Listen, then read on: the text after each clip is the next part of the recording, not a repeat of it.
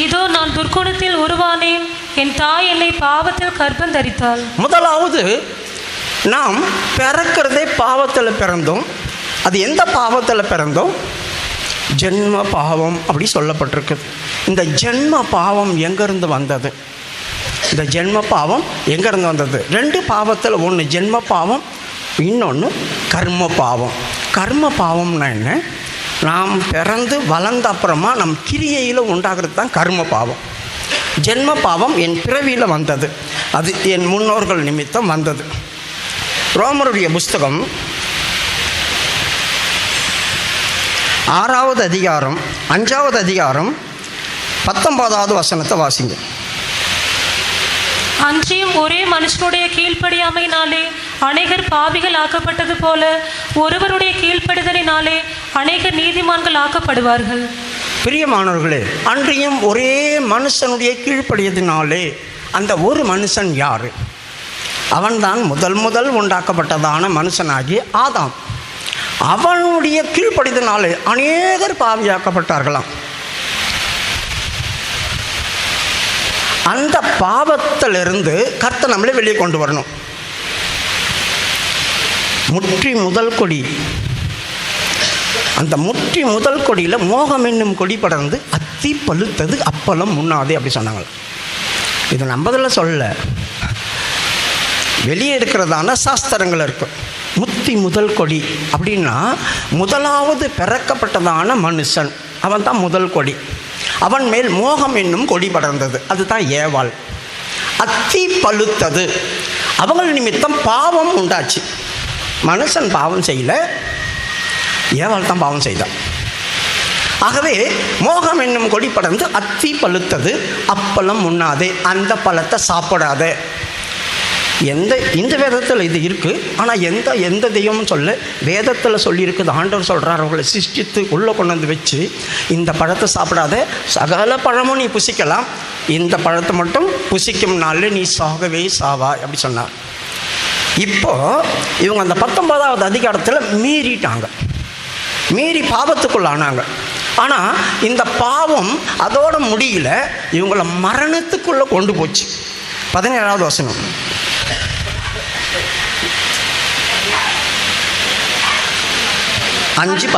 ரோமர் 5:17. அல்லாமலும் ஒருவனுடைய மீறுதலினாலே அந்த ஒருவன் மூலமாய் மரணம் ஆண்டு கொண்டிருக்க, ஒருவனுடைய மீறுதலினாலே அந்த ஒருவனால மரணம் நம்மளை எல்லாரையும் ஆண்டு கொண்டது.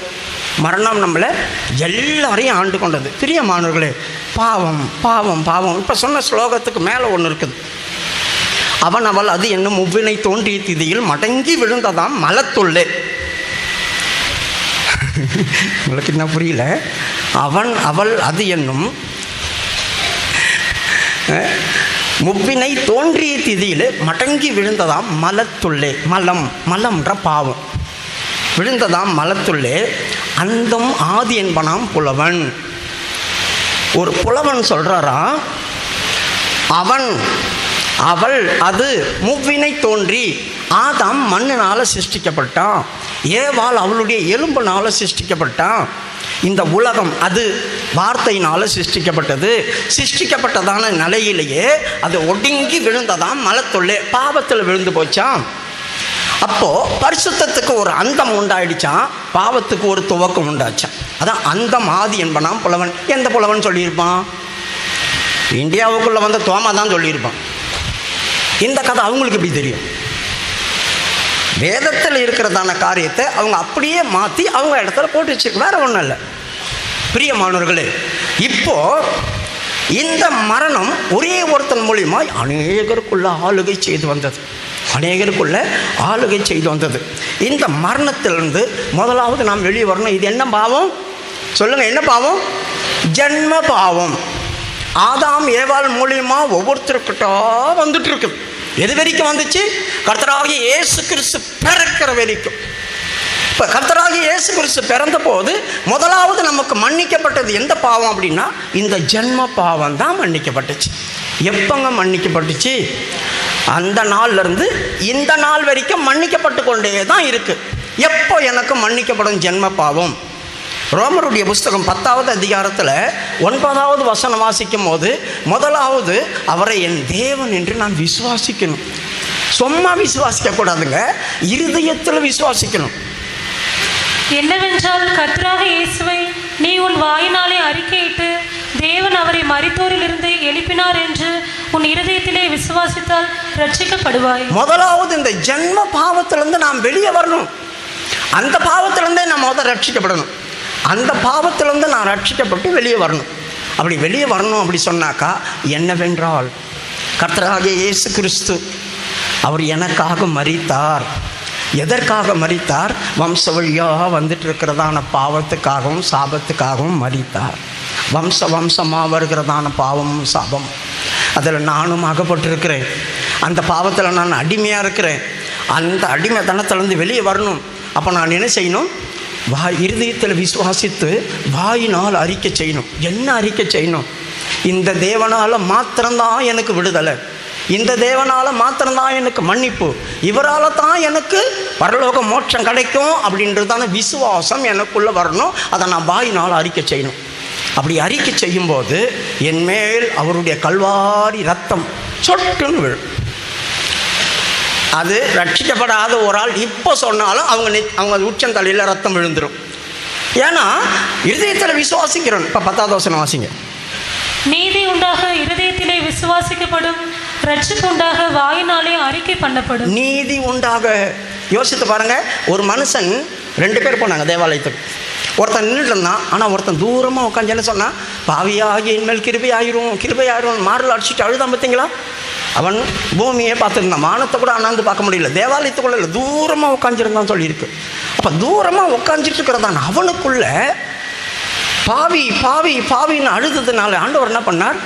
அவனை நீதிமானாக்கி அனுப்பினார். எப்போ என் வாயை திறந்து நான் பாவ அறிக்கை செய்கிறனோ, பாவி என்று ஒத்துக்கொள்கிறனோ, இந்த என் தேவன் இந்த பாவிக்காக வந்தார் என்று நான் அறிக்கை செய்கிறனோ, அப்பொழுது இந்த ரத்தம் என்னை விழுந்து என்ன பண்ணுது?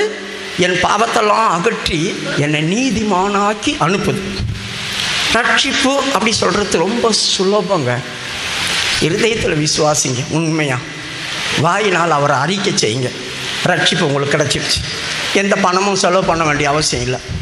எங்கேயும் போய் நம்ம ரொம்ப பயங்கரமாக பாத யாத்திரைலாம் போகணுன்னு அவசியம் இல்லை. கர்த்தர் பெரிய காரியங்களை இருந்த இடத்துல செய்வார். நீ வீட்டில் இருந்தாலும் சரி, சபையில் இருந்தாலும் சரி, எந்த இடத்துல இருந்தாலும் சரி, இருந்த இடத்துல உனக்கு ரட்சிப்பு கிடைக்கும். அதுதான் இருதயத்தில் விசுவாசித்து வாயினால் அறிக்கப்படுறது. நீதி உண்டாக்க வாயினால் அறிக்கை செய்யப்படுமா? விசுவாசம் நம்மளை ரட்சிப்புக்குள்ளே கொண்டு வந்துடும். அவர் என் தேவன். இப்போது ஜென்ம பாவத்திலேருந்து நாம் என்ன செய்கிறோம்? வெளியே வரோம். ஜென்ம பாவத்திலேருந்து நாம் வெளியே வரோம். அடுத்தது ஒரு பாவம் இருக்கே, அதான் கர்ம பாவம். இது எப்போ எனக்கு வந்துச்சு? பிரியமானவர்களே, பிறக்கும்போது ஒரு குழந்தையாக இருக்கிற வரைக்கும் எனக்கு பாவம் இல்லை. ஆனால் எனக்கு நினைவு தெரிந்து சுய புத்தி வருது பார்த்தீங்களா, இது தப்பு இல்லைன்னு யோசிக்கக்கூடியதான தன்மை வருது. அப்போது நான் செய்கிற சகல பாவங்களும் எழுதி வைக்கப்படும். என் பாவமெல்லாம் கிரிகையாக மாறும், கர்ம வினையாக மாறும். அந்த பாவம் தான் எனக்குள்ளே சேஃப்டி ஆகிட்டுருக்கும். அதை தான் இப்போ யோவான் நின்றுட்டு இருந்தான் பார்த்தீங்களா. அவங்க சொல்கிறான் பாருங்க, முன்னால் நிற்கிறவங்கள பார்த்து, நீங்கள் அறியாத ஒருவர் உங்கள் நடுவில் இருக்கிறார் அப்படி சொன்னானே. இவங்க கிட்ட வந்து அவன் என்ன பண்ணாங்க? பாவ அறிக்கை செய்தாங்க. நான் பிறந்தது பாவம் அப்படி சொல்லி அறிக்கை செய்யல. நான் இப்படி பாவம் செய்தேன், அப்படி பாவம் செய்தேன், அந்த பாவம் செய்தேன், இந்த பாவம் செய்தேன்னு சொல்லி அறிக்கை செய்து ஞானஸ்தானம் எடுத்துகிட்டு போனாங்க. ஆனால் ஞானஸ்தானம் எடுத்துகிட்டு போனாங்க இல்லையா, மறுபடியும் அதே ஆள் வந்து நிற்குது. தம்பி, உனக்கு நான் போன வாரம் ஞானஸ்தானம் கொடுத்தேன் தானே? ஆமாம். இப்போ நான் இந்த வாரம் முழுதும் பாவம் செய்தேனே, அதுக்கு சார் என்ன பாவம் செய்தீங்க? அந்த பாவம் செய்தேன், இந்த பாவம் செய்தேன், ஞானஸ்தானம் கொடுங்க. எப்படி இருக்கும் யோசித்து பாருங்கள். அவனுக்கு கோபம் வந்துச்சு. விரியன் பாம்பு குட்டிகளே, வரும் கோபத்துக்கு தப்பித்து கொள்ள உங்களுக்கு வகை காட்டினவன் யார்? கோடாரியானது மரத்தருகே வைக்கப்பட்டிருக்கிறது. மனம் திரும்புதலுக்கு ஏற்ற கனி கொடு. திட்ட ஆரம்பிச்சிட்டான். எதுக்கு திட்டினா? பாவம் செய்துட்டு வந்து ஞானஸ்தானம் பெற்று மறுபடியும் வந்து நிற்பாங்க. பாம்பு தோலை மட்டும் கழட்டி போடும், விஷத்தை கக்கவே கக்காது. தோலை மட்டும் சரக்குன்னு உரிச்சிட்டு புதுசாகிட்டு போயிடுவாங்க. அந்த மாதிரி வந்து வந்து ஞானஸ்தானம் பெற்றுட்டு புதுசாகிட்டு போயிட்டு மறுபடியும் பாவம் செய்தா யோசித்து பாருங்க. அதனால தான் அவன் சொன்னான், மனம் திரும்புதலுக்கு ஏற்ற கனி கொடு. இப்பொழுதே கோடானது மரத்தின் அருகே வைக்கப்பட்டிருக்கு, சொடகக்கூடி அவர் வச்சிருக்கிறாரு. நீ சரியாக இருந்தனா களஞ்சியத்துக்கு போவ, இல்லைன்னா எரி நரகத்துக்கு போவ அப்படி சொல்லிட்டான். பிரியமானவர்களே, கிருமை, அந்த நம்முடைய கிரியையின் பாவம் அது மகா மோசமானது. அதை நம்மளை மனம் திரும்ப விடாது. அப்போ நாம் என்ன செய்யணும்? தெய்வ பயத்தை உண்டாக்கணும் நம்ம இருதயத்தில். இந்த பாவத்துக்கெல்லாம் தண்டனைன்னு வந்தால் நான் எங்கே போய் நிற்பேன்? ஆண்டவரே என்னை மன்னிங்க, இப்படி ஒரு பாவத்துக்குள்ளே நான் விழக்கூடாதுன்னு சொல்லி நாமளே காப்பாற்றிக்கணும். சரி, இந்த கிரியையின் பாவம் நம்மளை என்னெல்லாம் பண்ணும்? பாவத்தினுடைய தன்மை என்ன? அது என்னை எங்கே வரைக்கும் கொண்டு போய் நிறுத்துது? அதை பற்றி கண்டிப்பாக நம்ம தெரிஞ்சுக்கணும். முதலாவது, நான் கிரியையில் செய்கிற பாவம் அது என்ன பண்ணோன்னாக்கா, ஒன்றும் பண்ண, அது வீட்டு வாசலில் வந்து உட்காந்துடும். படிங்க ஆதியாகம புஸ்தகம் 7வது அதிகாரம் 4வது வசனம். 4வது அதிகாரம் 7வது வசனம். நீ நன்மை செய்தால் மேன்மை இல்லையோ? நீ நன்மை செய்யாதிருந்தால் பாவம் வாசற்படியில் படுத்திருக்கும், அவன் ஆசை உன்னை பற்றி இருக்கும், நீ அவனை ஆண்டு கொள்ளுவா என்றார். பிரியமானவர்களே, ஆண்டவர் காயின் ஒரு கிரியை செய்ய போகிறான், ஒரு காரியத்தை செய்ய போகிறான். அதை செய்கிறதுக்கு முன்னாலே அவனை தடுக்கிறதுக்கு வந்து நின்னார். ஏன்னா இப்போ தான் பலி முடிஞ்சிருக்கு. 2 பேரும் வந்து பலி செலுத்தி முடிச்சிருக்கிறாங்க. இவன் கொலை செய்த பிறகு தான் இவனை பற்றி தப்பாக சொல்லப்படுது. இருக்கட்டும், இவன் தான் முதல் பலி செலுத்த போனான். இவனை பார்த்து தான் ஆபேலும் போனான். 2 பேருமே ஒரே இடத்துல பலி செலுத்தினாங்க. இந்த நாட்களில் அப்புறம் அவங்க எருசலேம்லேருந்து எகிப்துலேருந்து புறப்பட்ட நாட்கள்லாம் எல்லா இடத்துலையும் பலி செலுத்தினாங்களே. அப்புறம் ஆசாரியர்கள் பலி செலுத்தினாங்களே. அப்போல்லாம் ஆசாரியர்கள் அந்த இடத்துல போய் கொளுத்தணும் பலிப்படத்தை. ஆனால் இவங்க இருந்த நாட்கள் அப்படி இல்லை. கர்த்தர் என்னை அங்கீகரிக்கணும்னா வானத்திலேருந்து நெருப்பு வரணும். சரி, ஆபேலுடைய காணிக்கை தேவன் அங்கீகரித்தார், காயினுடைய காணிக்கை அங்கீகரிக்கலை. ஏன்? பிரியமானவர்களே, ஆபேல் கொண்டு வந்ததான அந்த பலியில் ரத்தம் இருந்துச்சு. ரத்தமும் மாம்சமும் இருந்தால் தான் அது பலி செலுத்தப்பட முடியும். ஆனால் இவன் என்ன கொண்டு வந்தான்? மர காய்கறிகளை போட்டு எரிக்க முடியுமா? துர்நாத்தால வீசும். அது நம்மளுக்கு தேவையானது கிடைச்சா வாங்கிக்குவோம், தேவையில்லாதன்னா இருக்கட்டும், அதை நீ வச்சுக்கோ அப்படின்றது தானே அர்த்தம். அது இப்போ சரி, இவனை அங்கீகரிக்கலன்னு வச்சுங்க, இவங்கிட்ட எதுக்கு வந்து பேசணும்? பலி செலுத்தப்பட்டதான ஆபேல் கிட்ட ஆண்டவர் பேசலை. ஆனால் காயினை காப்பாற்றுறதுக்கு முன்னாலேயே வந்து பேசலார் பாருங்க.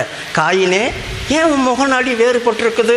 நான் உன் மேலே கோவிச்சுக்கிட்டேன்னா, நான் மேலே கோவப்பட்டேன்னா, நான் உன்னை எதனா சொன்னேன்னா, நீ வேணாம் எனக்கு போ அப்படின்னு நான் எதனா சொன்னேன்னா இல்லையே. ஏன் நீ இப்படி முகநாடியை வேறுபட்டு வச்சிருக்கிற? நீ நன்மை செய்தால் மேன்மை இல்லையோ? இல்லைன்னா நீ செய்ய போகிறதான பாவத்து நிமித்தம் அந்த பாவம் வீட்டு வாசப்படியில் வந்து உட்காந்துரும் சொன்னார்.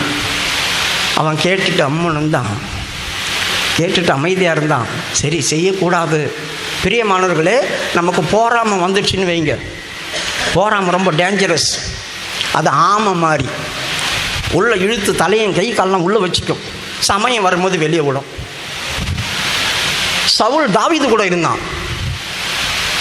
அவன் ஈசாக்கிட்ட ஆள் அனுப்புகிறான், உன் மகன் என் கூட இருக்கட்டும், நல்ல பையன், எல்லாத்தையும் அவங்ககிட்ட கொடுத்தான், ஆயுததாரி ஆக்கினான்.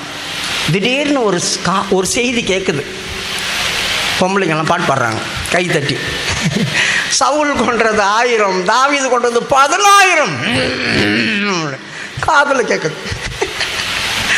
அதை கேட்டதுலேருந்து காயமாய் மாறினான். அதுக்கப்புறமா தாவீதை வித்தியாசமாக தான் பார்த்தான் அவன். யோசித்து பாருங்கள், ஒரு ஆள் புகழ்ந்துட்டு போகும்போது அடுத்த ஆளுக்கு வயிறு எரியும். அதுதான் இப்போ ஆபேலை தேவன் அங்கீகரித்தார். இவனை வந்து அங்கீகரிக்கல, போட நீ துர்மார்க்கணும்னு சொல்லலையே. அப்படி சொல்லியிருந்தா கர்த்தர் ஏன் அவங்கள்ட்ட பேசுவார்? இவனுக்குள்ள அந்த எரிச்சல் வந்துடுச்சு. ஏன் உன் முகநாடி வேறுபட்டிருக்கு? ஏன் நீ எரிச்சல் அடைகிறாய் கேட்டார் இல்லையா?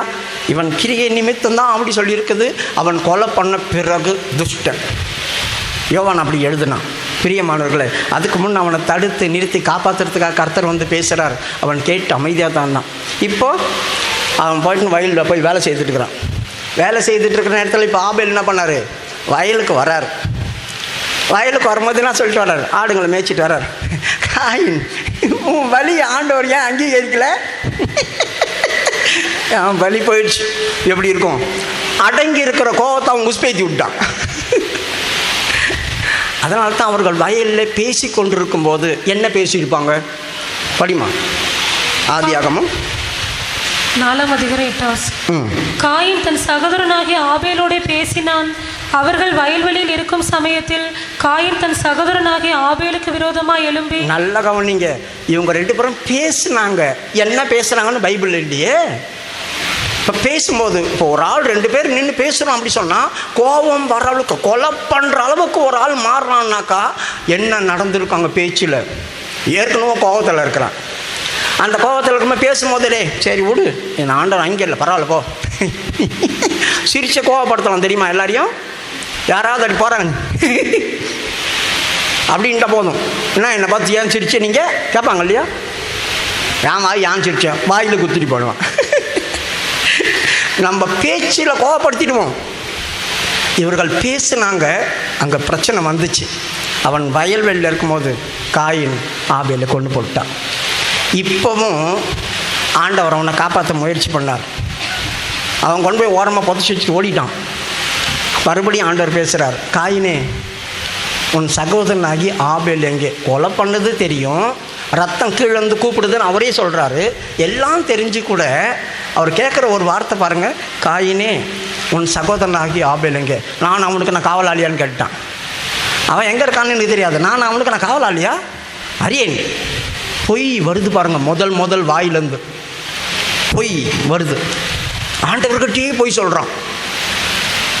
அப்புறம் தான் கேட்டார் ஆண்டவர், என்ன செய்தாய்? நீ என்ன செய்தாய்? உன் கையிலிருந்து பூமி தன் வாயை பொளந்து வாங்கின அந்த ரத்தம் என்னை நோக்கி கூப்பிடுது. யோசித்து பாருங்கள். இப்போ தான் அவன் பயந்துட்டான், என்ன பண்ணுறதுன்னு தெரியல. ஆண்டவரே, உங்களுடைய சமூகத்தை விட்டு நான் துரத்தப்படுறேன், என்னை காண்கிற எவனும் கொண்டு போடுவானே, நான் இந்த பூமியில் நிலையற்றவனாக இருப்பேனே, தேவ சமூகத்தில் இருக்கிற வரைக்கும் தாங்க உங்களுக்கு பாதுகாப்பு. பாவம் எனக்குள்ளே வந்துச்சு, நான் தானாக வெளியே போக வேண்டியதாக இருக்கும், பாதுகாப்பற்று போயிடுவோம், எல்லா சத்துருடைய வல்லமைகளும் நம்மளை அழிக்க ஆரம்பிக்கும். அதனால தான் அவன் சொல்கிறான், உங்களுடைய சமூகத்திலிருந்து என்னை துரத்தி விடுகிறீர், நான் வெளியே போய் நிலையற்றவனாக இருப்பேன், என்னை காண்கிற எவனும் என்னை கொண்டு போடுவான். கர்த்தர் உன்னை கொன்றால் 7 பழி சொம்பரண்டான்ட்டு அடையாளத்தை போட்டு விட்டார். போய் பொழைச்சி. அப்போ கூட அவனுக்கு தண்டனை, ஒரு நாளைக்கு எப்படியாவது தூக்கி எடுக்கணுன்றதான மனசு தாங்க. விடுதலையின் சுவிசேஷன்றது சொம்மால, நீ செய்த பாவத்தை உன்னை அப்படியே தூக்கி நரகத்தில் போடணும்னு ஆண்டவர் விரும்பவே மாட்டார். உன்னை மறுபடியும் காப்பாற்றி எப்படியாவது வெளியே கொண்டு வரணும், அந்த இடத்துல இருந்து உன்னை தப்பிக்க வைக்கணும். அதுதான் ஆண்டவருடைய மனசு. அப்போ இவர்கள் கிரிகை, அந்த கிரிகை தான் நம்மளை படாத பாடுபடுத்தும். எரேமியாவுடைய புஸ்தகம் 5வது அதிகாரம் 23வது வசனம் வாசிக்கும் போது இந்த இடத்துடைய காரியம் தான் அங்கே வருது. இப்போது பாவம் என் வீட்டு வாசலில் படுத்திருந்தா எனக்கு என்ன சம்பவிக்கும் அப்படின்றத சொல்கிறவங்களுக்கு. 23வது வசனம், எரேமியா 5:23. இந்த ஜனங்களோ முரட்டாட்டமும் கலகமுமான இருதயம் உள்ளவர்கள், முரட்டாட்டம் பண்ணி போய்விடுகிறார்கள். பிரியமானவர்களே, இந்த ஜனங்களும் முரட்டாட்டமும் கலகமான இருதயம் உள்ளவர்கள், என் பேச்சை கேட்க மாட்டுறாங்க. நான் காயினுக்கு கூட சொன்னேன், அவன் கொலை பண்ணுறதுக்கு முன்னால், டே இப்படி பண்ணாதே, பாவம் வந்துடும், உன் வீட்டு வாசலில் படுத்துகிற போது நீ ஜாக்கிரதையாயிரும், நான் காப்பாற்ற போகிறேன், உன்னை காப்பாற்ற போகிறேன், உன் மேலே எனக்கு எந்த கோபமும் இல்லை சொல்லிகிட்டு இருக்கும் போதே அவன் போய் கொலை செய்துட்டான். யோசித்து பாருங்கள். அட்வைஸ் பண்ண அப்புறமா தான் நம்ம போய் நிறைய வேலை செய்வோம். இதை பண்ணாதே அப்படின்னா செய்வோம். புருஷன் வீட்டை விட்டு பொண்டாட்டி வெளியே போகாதானே, இதோ காலை வைக்கணும், வெட்டி பார்க்கலான்னு. வீட்டை விட்டு வெளியே போனால் நான் அவ்வளோதான், காலை வெட்டிடுவேன், வெட்டுறா அப்படி சொல்லுவேன். அது வரைக்கும் நம்ம ஒன்றும் சொல்ல மாட்டோம். கீழ்ப்படியாமைன்றது கேட்ட பிறகு தான், பிரமாணங்கள் கேட்ட பிறகு தான் நம்மளுக்கு பயங்கரமாக வரும். ஆண்டவர் சொன்ன பேர் அப்படி இருக்கு. அப்போ ஆண்டவர் இங்கே எப்படி சொல்கிறாரு பாருங்க, இந்த ஜனங்கள் கலக இருதயம் உள்ளவங்க, இவங்க என் வார்த்தைக்கு கீழ்ப்படியாமல் போயிடுறாங்க, என் பேச்சை கேட்க மாட்டுறாங்க. இப்படி அவங்க வீட்டு வாசலில் பாவம் வந்து படுத்துக்கும் போது இவங்களுக்கு என்ன கிடைக்காதுன்னாக்கா, 25வது வசனத்தில் இவர்களுக்கு நன்மை வராதபடி இது வீட்டு வாசலில் உட்காந்து தடை பண்ணிட்டு இருக்கும். 25 உங்கள் அக்கிரமங்கள் இவைகளை விலக்கி உங்கள் பாவங்கள் உங்களுக்கு நன்மையை வர ஒட்டாதிருக்கிறது. பார்த்தீங்களா? இவைகள் உங்களை விட்டு விலக்கி நம்முடைய கிரியைகள், நாம் செய்கிறதான கெட்ட காரியங்கள், மற்றவர்களுக்கு விரோதமாக எழும்புகிற காரியங்கள், இவைகள் என்னை விட்டு விலக்கி எதை விட்டு என்னை விட்டு விலக்குது? தேவ சமூகத்தை விட்டு என்னை விலக்குதுங்க. தெய்வ சமூகத்தை விட்டு நான் வெளியே போகிறேன். அப்போ தெய்வ சமூகத்தை விட்டு வெளியே போகிறதுனால நன்மை எதுவுமே எனக்கு வரமாட்டேங்குது. வாசப்படியில் இந்த பாவம் உட்காந்துட்டுருக்கு. பாவம் வாசப்படியில் இருந்தால் நன்மை யாருக்கும் வராது. பிரியமானவர்களே, ஒரு பாவம்ன்றோம். அந்த பாவத்தினுடைய தன்மை தான் என்னன்னு நமக்கு தெரியணுமே. அது எனக்குள்ளே வந்த பேர் அது என்ன பண்ணோன்னு தெரிஞ்சால் தான் பயம் வரும் உங்களுக்கு. என் வீட்டு வாசப்படியில் அது உக்காந்துட்டா நன்மையே வரலன்னா அப்புறம் எதுக்கு? அதை எப்படியாவது வெளியே துரத்த பார்ப்பீங்க. என்னை விட்டு போகணுன்றதான ஒரு ஆதங்கம் வரும். அதுக்கு முயற்சி பண்ணுவீங்க. அதுக்கு தான் இந்த மெசேஜ். விடுதலை அப்படின்னா நீ வெளியே வந்துடணும். அதான் சரி. இப்போது பாவம் வாசப்படியில் படுத்திருக்கு. அடுத்தது அது என்ன பண்ணும்? என்ன பின்தொடரும்? 1 தீமோத்தேயு 5:24.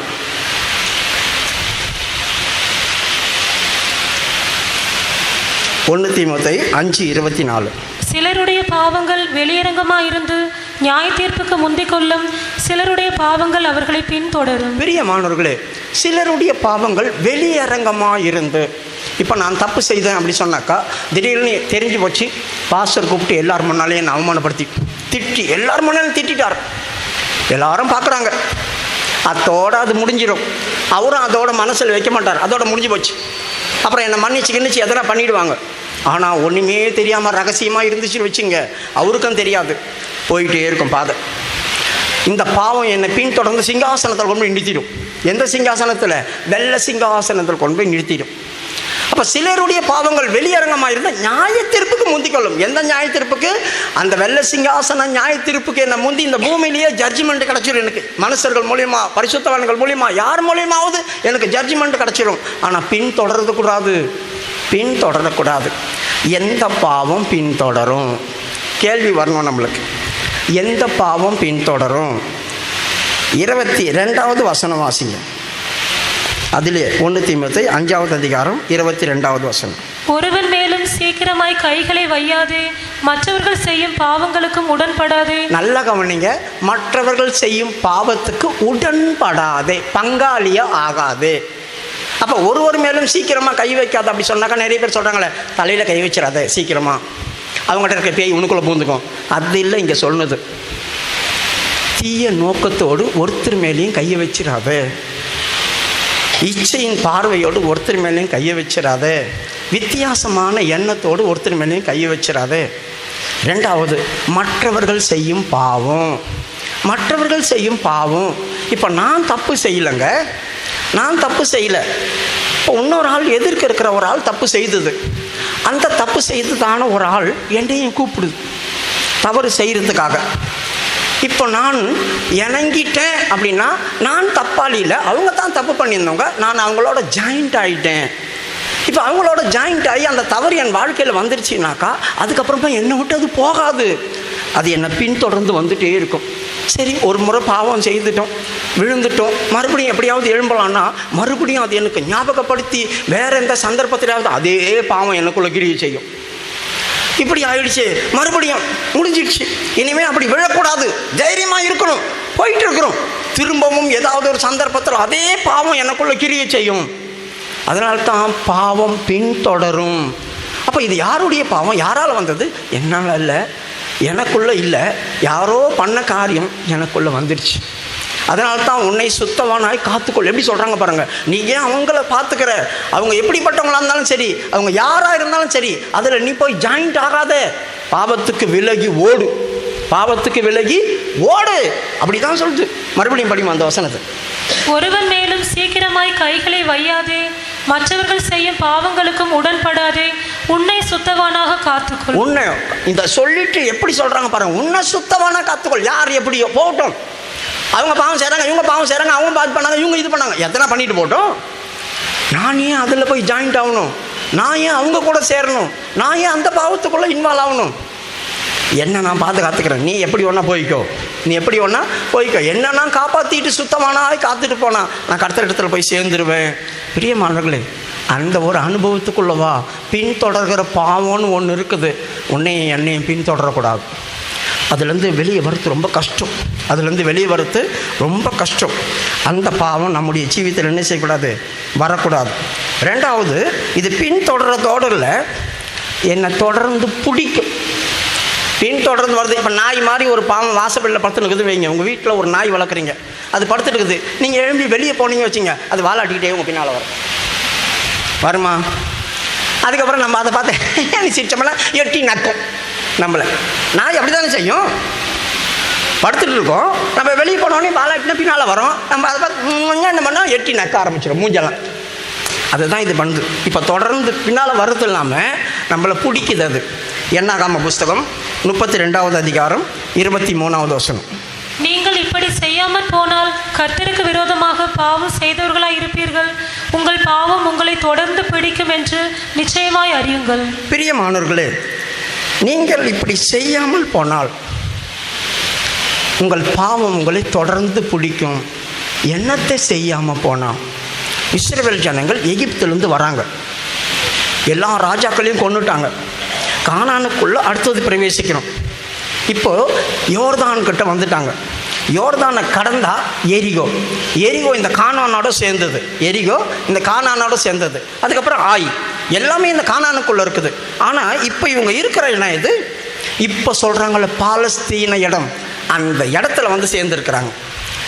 இந்த இடத்துல வந்து சேர்ந்து இன்னும் என்ன செய்யலை இவங்க, இந்த யோர்தானை கடக்கலை. இதுக்கு முன்னால் 3 பேர் எழும்புனாங்க. காத் புத்திரர், ரூபன் புத்திரர், இவங்கெல்லாம் எழும்பி அந்த பாலஸ்தீனம் அப்படியே செம்ம பூமியாக இருக்குது, நீர் வளம் இருக்குது, பக்கத்தில் ஆறு இருக்குது, எல்லாமே இருக்குது, நதியெல்லாம். அதனால் இவங்க என்ன செய்தாங்க, மோசைக்கிட்ட வந்தாங்க. மோசைக்கிட்ட வந்து, ஐயா, எங்களுக்கு ஆடு மாடுகள் நிறைய இருக்குங்க, அதனால் நாங்கள் எங்கே இருந்துக்கிறோம், அந்த கானானை தாண்டி நீங்கள் போகிறீங்களா, அங்கே எங்களுக்கு சுதந்திரம் வேணாம், இந்த இடத்துலையே எங்களுக்கு சுதந்திரம் கொடுங்க அப்படி சொல்லி கேட்டாங்க. மோசைக்கு கோபம் வந்துச்சு. இந்த ஜனங்களை நீங்கள் வழி விலக பண்ணுவீர்களோ அப்படி சொல்லி கேட்குறான்.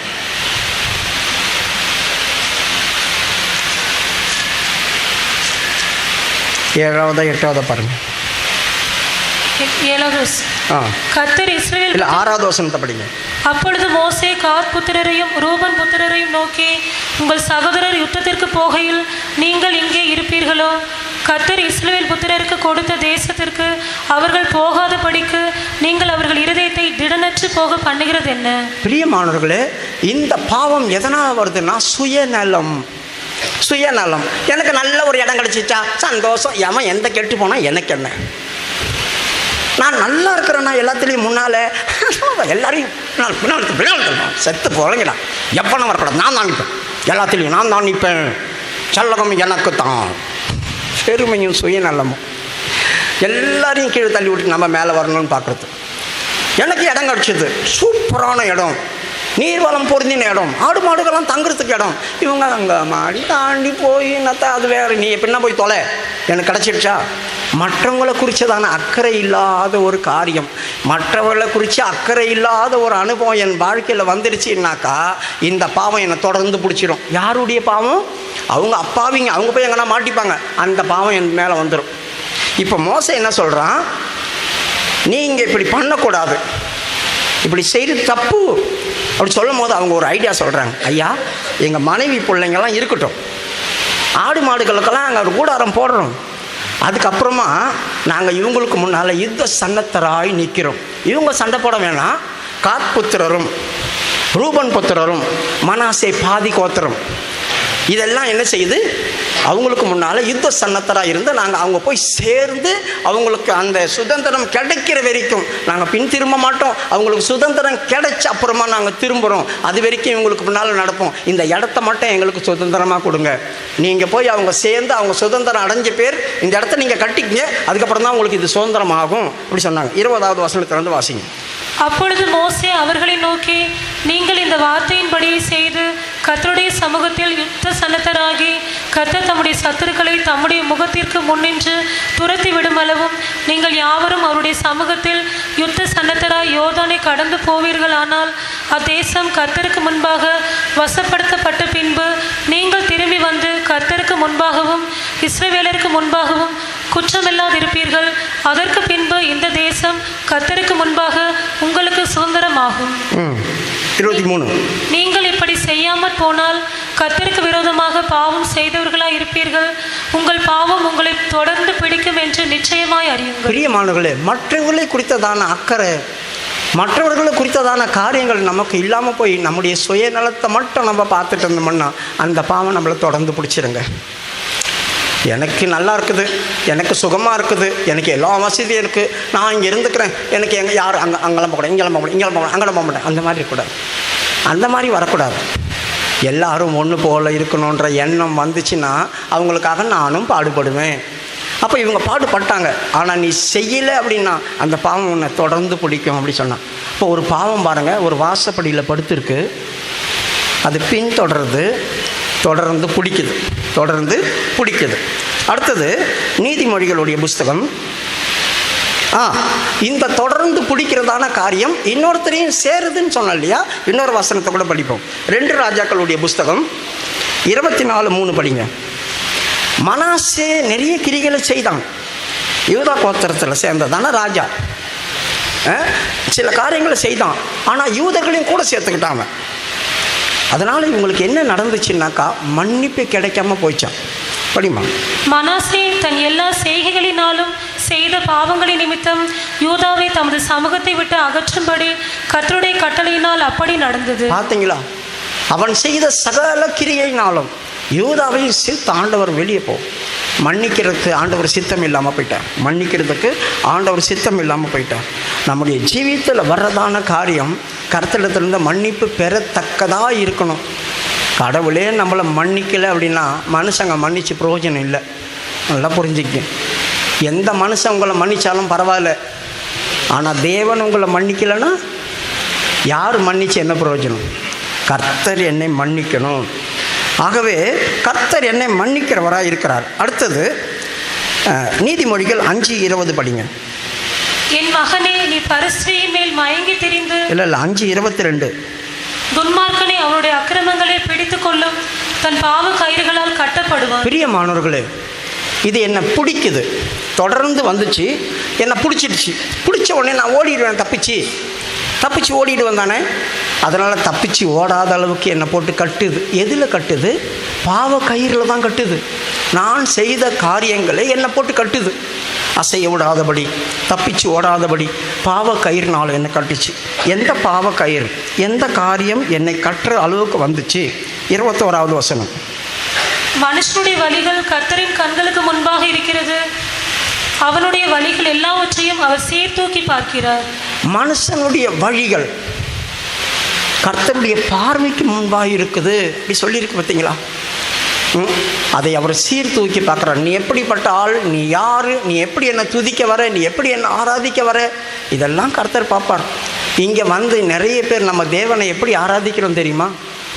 எதை முன்னால் வைக்கணுமோ அதை வைக்கிறதில்ல, செல்லை தூக்கி முன்னால் வச்சுப்போம்.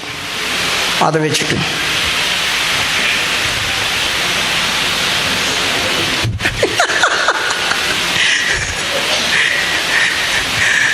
இது தாங்க துர்மார்க்கம். எங்கே வந்து யாரை ஆராதிக்கணுன்றதையே மறந்துட்டு, தேவனை ஆராதிக்க வந்து சோத்திரம் பண்ணுறதே மறந்துட்டு, அனுப்பு இதை மட்டும் அனுப்பு, கட் பண்ணி எதனா போட்டுத்தோம் யூடியூப்பில் போட்டு சாவட்டும் இவனுங்க. நம்ம பேசுகிறத முழுசாக எடுக்க மாட்டாங்க. எங்கன்னா கொஞ்சோண்டு கட் பண்ணி இதை மட்டும் அனுப்பி விட்ரு, சாவட்டும் இவனுங்க அப்படி சொல்லிட்டு. இதுதான் பாவ கயிறு போட்டு கட்டி வச்சுருவாங்க. ஒரே இடத்துல உட்காந்து கட்டி தான் ஆகும், நவர மாட்டாங்க. 23வது வசனம் வாசிங்க. அவன் புத்தியை கேளாததினால் மடிந்து தன் மதிக்கேட்டின் மிகுதியினால் மயங்கி போவான். இதெல்லாம் நம்ம சொல்கிறோம் இல்லையா? யாரை கேட்டு சொல்கிறீங்க? இதெல்லாம் எதுக்கு சொன்னீங்க? வேலையை பாரியா, வரமா, ஜோம் பண்ணுறியா, நாங்கள் ஆராதிக்கிறோமா, அப்படியே போயிடுவோம். நீ என்ன அதெல்லாம் பேசுறது சொல்கிறாங்க இல்லையா? புத்தியை கேட்க மாட்டாங்க, புத்தி சொன்ன கேட்க மாட்டாங்க. அவங்களே சொல்லல மயக்கத்தில் இருக்கிறாங்களே. மயங்கிட்டு இருக்கிறவங்களுக்கு எதனா காதில் சொன்ன புரியுமா? புத்தி மயக்கம். மறுபடியும் படிங்க அந்த வசனத்தை. அவன் புத்தியை கேளாததினால் மடிந்து தன் மதிக்கேட்டின் மிகுதியினால் மயங்கி போவான். நல்ல கவனிங்க. அவன் புத்தியை கேட்காதனால மடிந்து போகிறான் அந்த பாவத்தில். பிரியமானவங்களை கொண்டு வாங்க. செல்லு எல்லாருக்கும் அவசியம்தான். ஆனால் ஆவியில் நிரம்புற நேரத்தில், பிரசங்கம் கேட்குற நேரத்தில், ஜெபம் பண்ணுற நேரத்தில் அதை ஆஃப் பண்ணி போடு. கர்த்தருக்கு முதலிடம் கொடு. உனக்கு தேவனிடத்துலேருந்து ஒன்று கிடைக்கும்படி முந்தி ஒன்றை கொடுத்தவன் யார் அப்படி சொல்லியிருக்கு இல்லையா? தனக்கு ஒன்று கிடைக்கும்படி கர்த்தருக்கு முந்தி ஒன்றை கொடுத்தவன் யார்? ஆண்டவரே, எந்த விஷயமா இருந்தாலும் நான் உமக்காக நிற்பேன், முழங்கால நிற்பேன், ஜபிப்பேன், கண்ணை மூடுவேன், ஆண்டவர் சமூகத்தால் போராடுவேன், முந்தி ஒன்றை கொடு. அங்கே வந்து உட்காந்துட்டு கூட அவர் அவமானப்படுத்திட்டு இருந்தா ஒன்றும் கிடைக்காது, ஒன்றும் கிடைக்காது. தயவு செய்து அதை நிப்பாட்டுங்க. இல்லைன்னா அந்த பாவ கயிறு உங்களை கட்டி வச்சிடும். புத்தியை கேட்க மாட்டீங்க, அதுலேயே மயங்கி கிடப்பீங்க நீங்கள். இன்றைக்கி ஒரு ஆள்கிட்ட செல்லை பிடிங்கிட்டு பாருங்கள், கையில் வந்து அவ்வளோ செத்துருவாங்க. பொண்டாட்டி காணோன்னா கூட செல்ல காணும் பொண்டாட்டி எங்கேயோ போயிடுச்சு, அது போட்டோம், செல்லை போட்டு காணும், செல்லை தீப்பாங்க, ஆண்ட்ராய்டு செல்லை காணும் அப்படின்னு சொல்லி. எது மேலே நம்மளுக்கு அக்கறை இருக்க பாருங்கள். அதிகமான கவனம் எது மேலே நம்ம செலுத்துகிறோம், அது தாங்க ஆண்டவர் ஆராதிக்க விடாமல் பண்ணுது. அந்த பாவம் தான் கயிறா மாதிரி நம்மளை கட்டிடும். உட்காந்துச்சு, பின்தொடர்ந்துச்சு, என்னை பிடிச்சிது, இப்போ கட்டிடுச்சு. கட்டின அப்புறமா என்ன செய்யோன்னு குற்றவாளியாக கொண்டு போய் நிறுத்தும். லேவியராகமம் 6வது அதிகாரம் 4வது வசனம். அவன் செய்த பாவத்தினாலே குற்றவாளி ஆனபடியால் தன் பலாத்காரமாய் பறித்து கொண்டதையும் இடுக்கல் செய்து பெற்று கொண்டதையும் தன் வசத்திலே ஒப்புவிக்கப்பட்டதையும் காணாமற் போயிருந்து தான் கண்டெடுத்ததையும். 2வது வசனம் படிக்க. ஒருவன் கர்த்தருக்கு விரோதமாக அநியாயம் செய்து தன் வசத்தில் ஒப்புவிக்கப்பட்ட பொருளிலாவது கொடுக்கல் வாங்கலிலாவது தன் அயலானுக்கு மாறாட்டம் பண்ணி அல்லது ஒரு வஸ்துவை பலாத்காரமாய் பறித்து கொண்டு. 2 காரியம் இந்த பாவம் உன்னை குற்றவாளியாக 2 காரியம் செய்யுது. 2 காரியம் எனக்குள்ள இருந்துச்சுன்னா குற்றவாளி ஆக்கிடும். ஒன்று, என்கிட்ட இப்போ இந்த பொருளை கொண்டு வந்து கொடுத்தாங்க, பிரதர் இதை வச்சுங்க, நான் அப்புறமா வந்து வாங்கிக்கிறேன், வச்சுட்டு போ. வாங்கி வச்சுக்கிட்டு கொஞ்ச நாள் கழிச்சு அவங்க வந்தாங்க. நான் அவங்க வரத்துக்கு லேட்டான உடனேயும் எடுத்து யூஸ் பண்ணிட்டேன். அவங்க என்னை பார்த்துட்டு தான் கொடுத்தாங்க, நான் யூஸ் பண்ணிட்டேன். இப்போ அவர் வந்து கேட்குறாங்க, ஐயா அந்த பொருள் உங்களுக்கு கொடுத்தானே, யார் நீங்கள் என்ன பொருள் எப்போ கொடுத்தீங்க? நாங்கள் உங்கள்கிட்ட ஒரு பொருள் கொடுத்தானே. என்கிட்ட எப்போ கொடுத்தீங்க? பழைய குருட்டி கதவு தட்டி தெரியுமா உங்களுக்கு கதை? ஒரு சாமியார் கொஞ்சம் பணத்தை எடுத்துகிட்டு போகிறார். ஒரு வீட்டில் ஒரு குருட்டு பொம்பளை உட்காந்துச்சு.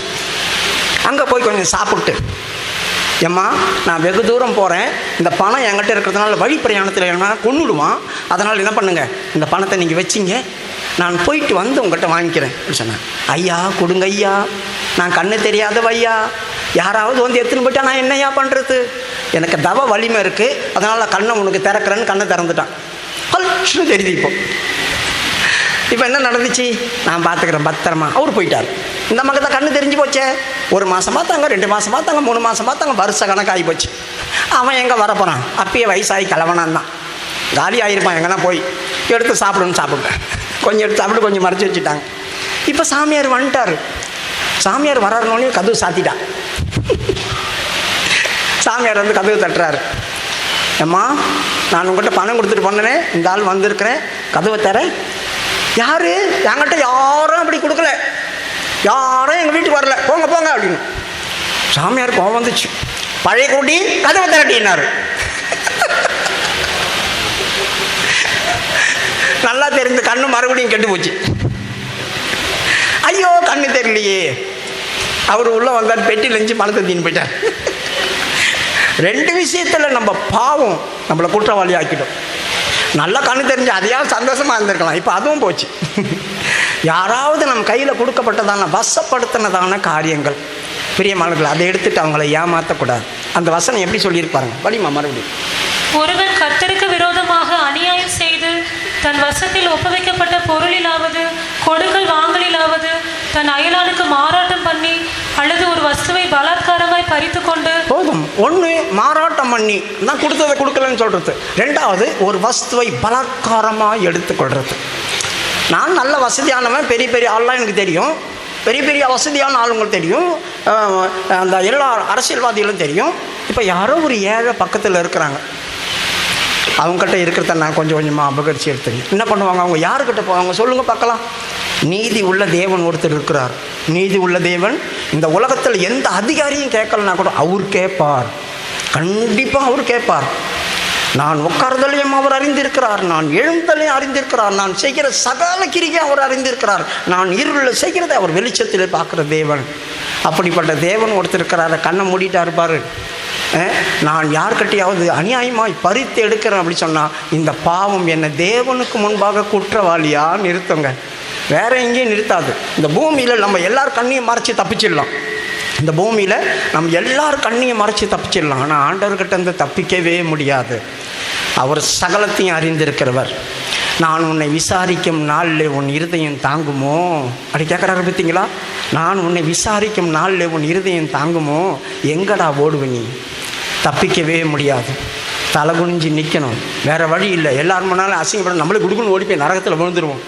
அந்த மாதிரி ஒரு சூழ்நிலை நமக்கு வரக்கூடாது. சரி, இது என்னை பிடிச்சி குற்றவாளி ஆக்குச்சு, அடுத்தது என்ன பண்ணும்? ரோமருடைய புஸ்தகம் 7வது அதிகாரம் 23வது வசனத்தில் என்னை சிறைச்சாலையில் கொண்டு போய் போட்டுரும். ஏன்னா என்னை பிடிச்சிட்டாங்களே, நான் குற்றவாளி ஆகிட்டேனே. இப்போ குற்றவாளி ஆனது உடனே என்னை கொண்டு போய் சிறைச்சாலையில் வச்சிடும். இது ஆகிலும் என் மனதின் பிரமாணத்துக்கு விரோதமாய் போராடுகிற வேறொரு பிரமாணத்தை என் அவயவங்களில் இருக்க காண்கிறேன். அது என் அவயவங்களில் உண்டாயிருக்கிற பாவ பிரமாணத்துக்கு என்னை சிறையாக்கி கொள்ளுகிறது. பிரியமானவர்களே, என்ன வாசலில் உட்கார்ந்திருந்த இந்த பாவம் பின் தொடர்ந்துச்சு.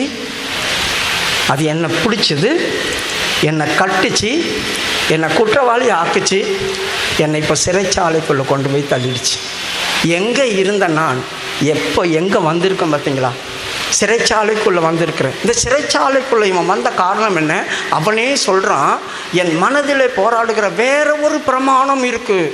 இப்போ நம்ம சொல்கிறோம் மருந்து எடுக்கக்கூடாதுங்க, தெய்வீக சுகத்தில் இருங்க, தெய்வீக சுகம்தான் முக்கியம், நாம் பரலோகம் போகணுன்னா தெய்வீக சுகத்தில் காக்கப்படணும்.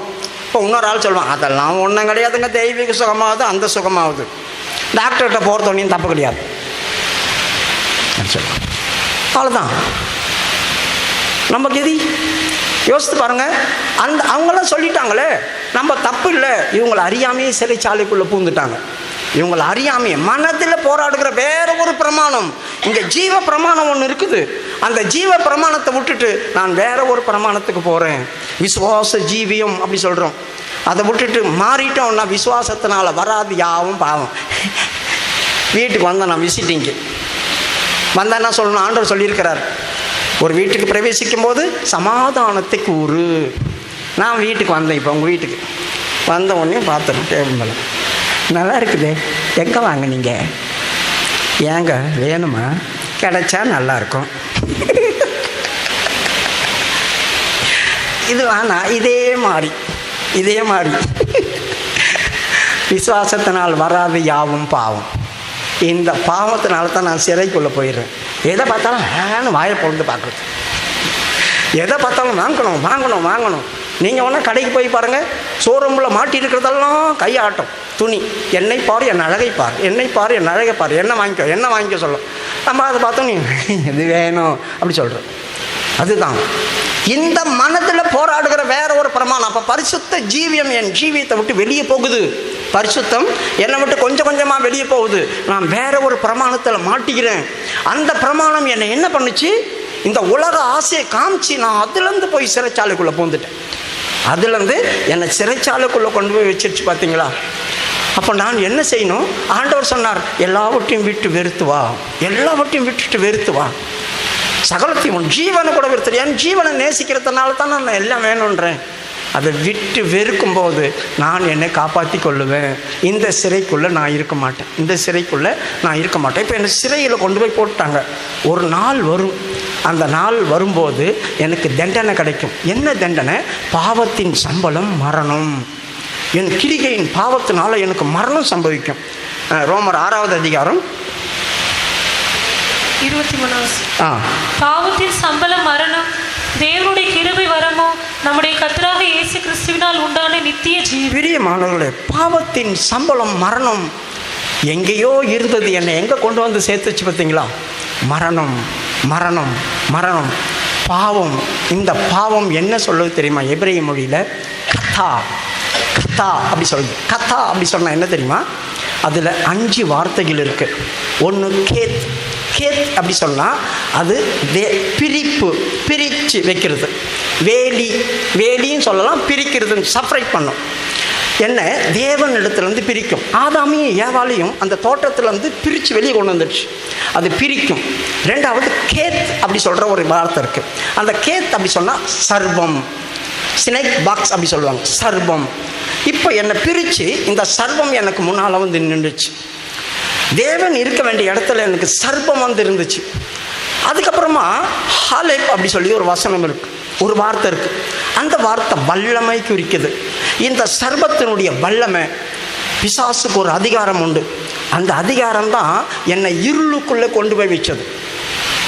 இருளின் அதிகாரத்திலிருந்து என்னை விடுதலையாக்கி அன்பின் குமாரனுடைய ராஜ்யத்துக்குள்ளே கொண்டு வந்தார்னு எடுத்து வாசித்தமே. அந்த இருளின் அதிகாரத்துக்குள்ளே இந்த ரெண்டும் என்னை கொண்டு போய் வச்சிடும். அதுக்கப்புறமா என்ன நடக்கும்? அதில் யோட் என்கிறதான ஒரு வார்த்தை உண்டு. அந்த யோட் என்றால் கை, கிரிகையின் பகுதி. இது என் மேல் அதிகாரம் செலுத்தி அது கிரிகை செய்ய வைக்க எனக்குள்ளேருந்து, அது எனக்குள்ளேருந்து கிரிகை செய்து கடைசியாக ஒரு வார்த்தை இருக்குது, மெம். அது ரத்தம், தண்ணி. இயேசு கிறிஸ்து குத்தின உடனே ரத்தமும் தண்ணீரும் தான் வெளியே வந்துச்சு. அப்போ இந்த பாவம் என்னை எங்கே கொண்டு போய் பண்ணுதுன்னா ரத்தத்தில் கலக்குது. கதா ரத்தத்தில் கலந்து போச்சு. பாவம் ரத்தத்தில் கலந்துச்சுன்னா என்ன பண்ண முடியும்? யாரால் விடுதலையாக்க முடியும்? உலகத்தில் ஒரே ஒருத்தருக்கு தான் பாவத்திலிருந்து நம்மளை விடுதலையாக்க அதிகாரம் உள்ளவர். மத்தேயு 9வது அதிகாரம் 6வது வசனத்தை வாசிக்கும் போது கர்த்தர் சொல்கிறார், இந்த பூமியில் அகப்பட்டிருக்கிறதான பாவிகளை நான் விடுதலையாக்குறதுக்கு எனக்கு அதிகாரம் உள்ளவனாக வந்திருக்கிறேன் அப்படி சொல்கிறார்.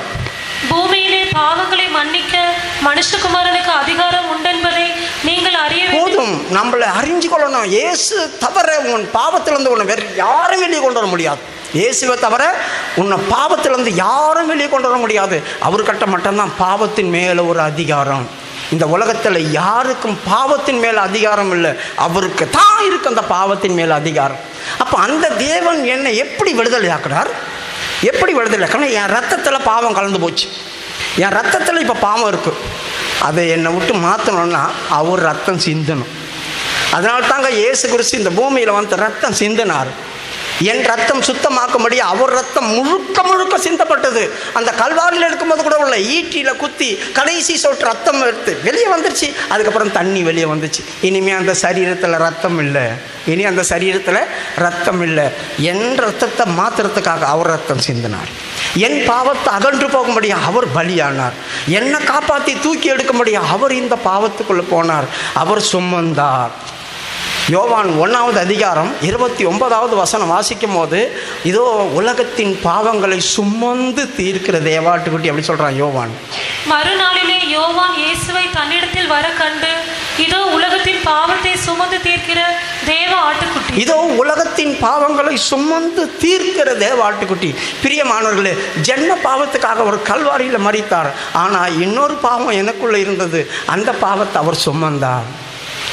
பழைய ஏற்பாட்டில் போக்காடு அப்படி சொல்லி ஒன்று இருக்குது. 2 ஆடு கொண்டு வருவாங்க, ஒரு ஆடை வெட்டுவாங்க. ஒரு ஆடை வெட்டி என்ன பண்ணுவாங்க? தண்ணியில் நினச்சி அந்த பலிபீடத்தின் கொம்பில் பூசுவாங்க.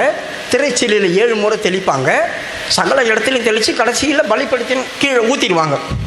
ஆனால் இன்னொரு ஆடு வந்திருக்குதே, அந்த ஆடு மேலே தண்ணியை தெளித்து என்ன செய்வாங்க? அதை அப்படியே போக்காடாக விட்டுடுவாங்க. அது போய் போய் போய் போய் போய் போய் திரியும் எங்கேயாவது. அதை யாருமே தொடமாட்டாங்க. அது பேர் போக்காடு. அது நம்ம கண்ணுக்கு முன்னால் போயிட்டே இருக்கும், போயிட்டே இருக்கும், போயிட்டே இருக்கும், போயிட்டே இருக்கும்.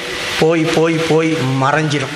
ஒரு அளவுக்கு தான் அது கண்ணுக்கு தெரியும். அதுக்கப்புறமா அது தெரியாமல் போயிடும், கண்ணுக்கு தெரியாமல் போயிடும். அதான் உலகத்தின் பாவங்களை சுமந்து தீர்க்கிற தேவாட்டுக்குட்டி. அவர் சுமந்து சுமந்து சுமந்து தீர்த்துட்டார். அதை பலியாக்கப்படுறதான ஆட்டுக்குட்டி. இதோ தேவ ஆட்டுக்குட்டின்னு சொன்னான். அந்த தேவ ஆட்டுக்குட்டின்னா பலியாக்கப்பட போடுறது. இன்னொன்று என் பாவங்களை சுமந்து கொண்டு போகிறது. 2 காரியத்தை கர்த்தர் இந்த பூமியில் செய்தார். ஜென்ம பாவத்துக்கும் கர்ம பாவத்துக்குமான கிரியை அவரிடத்துலேருந்து வெளிப்பட்டது. பிரியமானவர்களே, ஒரு 2 நிமிஷம் நான் அடுத்தது 2 காரியத்தை நான் சொல்கிறேன். 2 நிமிஷம். ஆண்டவரே, என் ஜீவியத்தில் தானே ஏதோ ஜென்ம பாவத்துக்காக நீ மறிச்ச, ஆனால் அந்த கர்ம பாவம்னு ஒன்று இருக்குதே, நான் அதுக்கு என்ன செய்வேன்? குமாரன் விடுதலை ஆக்கினால் மெய்யாகவே நீ விடுதலை ஆகிடுவேன். குமாரன் ஒண்டி உன்னை விடுதலை ஆக்கணும்னு மனசு வச்சு நீ சொல்கிற வார்த்தையில் கர்த்தர் உன்னை விடுதலை ஆக்கிடுவார். 2 நிமிஷம் ஆண்டவர் என் பாவத்தை மன்னிச்சிருங்க, தயவு செய்து என்ன பாவத்தை மன்னிச்சிருங்க சொல்லி பாருங்க. நீ வரும்போது எப்படி வந்தியோ போகும்போது சுத்தமானாய் போவ. இந்த சுவிசேஷம் உன்னை மாற்றி அனுப்பும். உன் ஜீவியத்தில் இருக்கிற பயங்கள்லாம் போவோம். ஏன்னா அந்த பாவத்தினால் நான் கட்டப்பட்டிருக்கிறேன். நன்மையே என் வீட்டில் வரமாட்டேங்குது. எவ்வளோ நாள் ஜெபிக்கிறேன், ஒன்றும் நடக்க மாட்டேங்குது. நான் என்ன பண்ணுவேன்? பாவம் வீட்டு வாசல் படுத்துருக்குது, நமக்கு தெரியாது. பிரியமானவர்களே, யாராக இருந்தாலும் கர்த்தாவை இந்த பாவத்திலிருந்து வெளியே ரட்சித்து கொள்ளும்.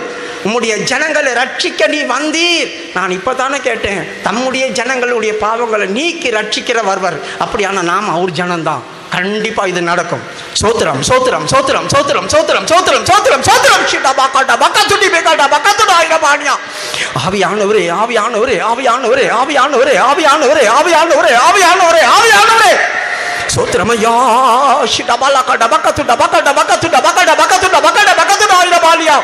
இயேசுவே, உம்முடைய ரத்தம் தெளிக்கப்படட்டும், உம்முடைய ரத்தம் தெளிக்கப்படட்டும், உம்முடைய ரத்தம் தெளிக்கப்படட்டும், உம்முடைய ரத்தம் தெளிக்கப்படட்டும், உம்முடைய ரத்தம் தெளிக்கப்படட்டும். ஆண்டவர், பிரியமானவர்களே, வேதத்தில் நாம் வசனம் வாசிக்கிறோம். நீங்கள் இதோ நன்மையானவைகளை பேசுகிறதான ஆபேலுடைய ரத்தத்தை பார்க்கலாம். ஆபேலுடைய ரத்தம் பேசுது. அதை பார்க்கலாம் நன்மையானவைகளை பேசுகிறதான தெளிக்கப்படுகிற ரத்த தண்டே வந்து சேர்ந்தீர்கள் என்று எபிரேயரில் ஒரு வசனம் இருக்கு. இப்போ அதை படிக்க வேண்டாம். நீ எங்கே வந்திருக்கிற தெரியுமா? தெளிக்கப்படுகிற ரத்த தண்டே வந்திருக்கிற. உனக்கு ஆபேலுடைய ரத்தம் என்ன பேசும்? ஆண்டவரே, இவன் சரியில்லாதவன், தப்புன்னு ஒத்துக்கிறான், தண்டி தண்டி சொல்லும். ஆனால் இயேசு கிறிஸ்து சொல்லுவான், ஆண்டவரே, உங்கள்கிட்ட வந்திருக்கிறாங்க, அகதியாக வந்திருக்கிறாங்க, நிர்பாக்கியமாக வந்திருக்கிறாங்க, சரண்டராக வந்திருக்கிறாங்க. அவங்க எங்கே போவாங்க சாமி? எங்கே போவாங்க? நீர் மன்னியும் மன்னியும் உனக்காக நன்மையானவைகளை பேசும். ஆண்டவர் சொல்லுவார், இவங்களுக்காக பலி என்ன? இதோ என் கையில் ரணகலமாய் ரத்தத்தோடு இருக்கிறேன், நான் அவர்களுக்கு என் ரத்தத்தை தெளிக்கிறேன். உன்மேல் ரத்தத்தை தெளிப்பார். நீ தெளிக்கப்படுகிற ரத்தத்தோடு வந்திருக்கிறாய். உன்மேல் ஒரு சொட்டு ரத்தமாவது விழும்.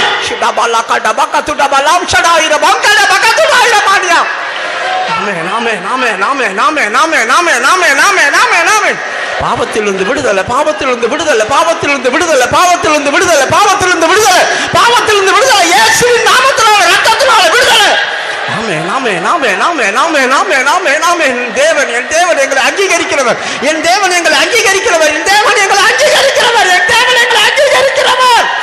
ஆமென் ஆமென் ஆமென் ஆமென் ஆமென் ஆமென் ஆமென் ஆமென் ஆமென் ஆமென். ஆவியானவரே ஆவியானவரே ஆவியானவரே ஆவியானவரே ஆவியானவரே ஆவியானவரே, ஒருவர் மேலும் ஒருவர் மேலும் ஒவ்வொரு மேலும் ஒவ்வொரு மேலும் ரத்தம் விழட்டும், ரத்தம் விழட்டும், ரத்தம் விழட்டும் இயேசுவின் நாமத்தினால். ஹல்லேலூயா ஹல்லேலூயா ஹல்லேலூயா ஹல்லேலூயா ஹல்லேலூயா ஹல்லேலூயா ஹல்லேலூயா ஹல்லேலூயா. ஆமென் ஆமென் ஆமென் ஆமென் ஆமென் ஆமென் ஆமென் ஆமென் ஆமென். பிரியமானவர்களே, ஆண்டவர் சொல்லியிருக்கிறார், என்னிடத்திலிருந்து புறப்பட்ட வார்த்தை வெறுமையா என்னிடத்தில் திரும்பாது, அதை செய்ய வேண்டியதை செய்துட்டு தான் வரோன்னு சொல்லியிருக்கிறார். எனக்கு விசுவாசம் இருக்கு, கர்த்தர் உங்களோடு பேசின வார்த்தையில் கண்டிப்பா உங்கள் கிரியின் பாவம் நீக்கப்பட்டது. கர்த்தர் உங்கள் எல்லாரையும் அங்கீகரித்தார். அவருடைய ரத்தம் உங்கள் மேல் விழுந்தது. சோத்திரம் சோத்திரம் சோத்திரம் சோத்திரம் சோத்திரம் சோத்திரம் சோத்திரம் சோத்திரம் சோத்திரம் சோத்திரம் சோத்திரம் சோத்திரம் சோத்திரம். ஆவியானவரே ஆவியானவரே ஆவியானவரே ஆவியானவரே ஆவியானவரே ஆவியானவரே ஆவியானவரே ஆவியானவரே ஆவியானவரே. அல்லேலூயா. அடுத்தது, அவர் எப்படிப்பட்டவர்? இப்போ யார் என்பதை பார்த்தோம். அவர் எப்படிப்பட்டவர்? மத்தேயுடைய சுவிசேஷம் 9வது அதிகாரம் 12வது வசனத்தை வாசிங்க. இயேசு அதை கேட்டு, பிணியாளிகளுக்கு வைத்தியன் வேண்டியதே அல்லாமல் அதான் படிமா, சுகமுள்ளவர்களுக்கு வேண்டியதில்லை. இயேசு இந்த இடத்துல வைத்தியர். முதலாவது அவர் யார்? அவர் எப்படிப்பட்டவர்? அவர் எனக்கு வைத்தியர். வைத்தியர் என்றால் என் வியாதிகளை நீக்க வல்லவர். பிரியமானவர்களே, நாம் மத்தேயுடைய சுவிசேஷம் 15வது அதிகாரம் 30வது வசனத்தை வாசிங்க. அப்பொழுது சப்பானிகள், குருடர், ஊமையர், ஊனர் முதலிய அநேகரை திரளான ஜனங்கள் கூட்டிக் கொண்டு இயேசுவினிடத்தில் வந்து அவர்களை அவர் பாதத்திலே வைத்தார்கள். அவர்களை அவர் சொஸ்தப்படுத்தினார். பார்த்தீங்களா, இயேசு வைத்தியராக இருந்ததுனால அங்கே வந்தவங்கெல்லாம் சாதாரண மாணவர்கள், குருடர்கள் வந்தாங்க, சப்பானிகள் வந்தாங்க, வியாதிஸ்தர் வந்தாங்க, பலவிதமான வியாதிஸ்தர்களை கொண்டு வந்து அவர் பாதத்தில் போட்டாங்க. அவர் பாதத்திலிருந்து குணமாக்குற வல்லமை புறப்பட்டு போய் சகலரையும் குணமாக்குச்சு. இயேசு சாதாரண மாணவர் அல்ல. அநேகர் இடத்துல சொல்லுகிறார், நான் வைத்தியன். அதனால தான் வைத்தியனுக்கு நோயாளி தேவையில்லாமல் குணசாலி அல்ல. ஏன்னா அவர் ஒரு வீட்டுக்கு விருந்து சாப்பிட வந்திருக்கிறார். நிறைய ஆயக்காரர்களோடு அவர் உட்காந்து சாப்பிடும் போது பரிசேயர்கள் சொன்னாங்க, உங்கள் போதகர் ஏன் அப்படி பாவிகளோடு போய் உட்காந்து சாப்பிட்றார்? அது அவர் சொன்னார், நான் வைத்தியன், அவங்க தான் எனக்கு வேணும், நீங்கள் தான் நல்லா இருக்கிறீங்களே. பிரியமானவர்களே, சரீரத்தில் எப்படிப்பட்ட வியாதி இருந்தாலும் இந்த வைத்தியர் எப்படிப்பட்டவர் தெரியுமா? உன் சரீரத்தில் ஓடுகிற அந்த ரத்தத்தில் இருக்கிற ஒவ்வொரு அணுக்களை பற்றி தெரிஞ்சவர் அவர். டாக்டர் கூட போய் உன்னை செக் பண்ணி தான் கண்டுபிடிப்பான். அவர் செக் பண்ண தேவையில்லை, உன்னை பார்க்கும்போதே உனக்குள்ளே என்ன இருக்குன்னு சொல்லக்கூடியதான தேவன் அவர். அப்படிப்பட்டதான தேவனிடத்தில் வந்திருக்கிற. ஏன்னா மார்க்கு சுவிசேஷம் ஒரு ஸ்திரீ வர 12 வருஷமாக வியாதிப்பட்டு, அவள் பெரும்பாடு உள்ள ஸ்திரீ. அநேக வைத்தியர்களால் அவள் என்ன செய்தா? தனக்குள்ள ஆஸ்தி எல்லாம் போயிடுச்சு. வைத்தியர்கள் நம்மளை கொஞ்சம் கொஞ்சமாக நம்முடைய ஆஸ்தியை பிடிங்கிடுவாங்க. சரீரத்தில் வியாதி வந்துச்சா, பலவீனம் வந்துச்சா, பிரச்சனை இல்லை, கர்த்தர் சமூகத்தில் உட்காருங்க. படிமா அந்த வசனத்தை. மார்க்கு 5:25.